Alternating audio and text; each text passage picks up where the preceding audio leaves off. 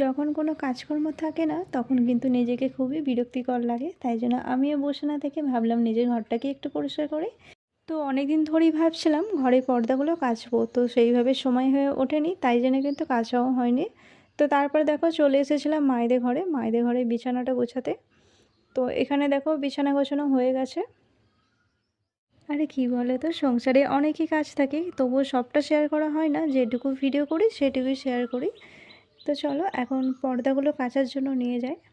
তো এখানে আমার পর্দাগুলো সব কাচা কমপ্লিট হয়ে গেছে। তারপর দেখো ছাদে কিন্তু ভীষণ হাওয়া দিচ্ছে, যেহেতু দুদিন বৃষ্টি হয়েছিল, তো তার কারণে ভীষণ হাওয়া দিচ্ছে, রোদ্দুরটা সেইভাবে হয়নি।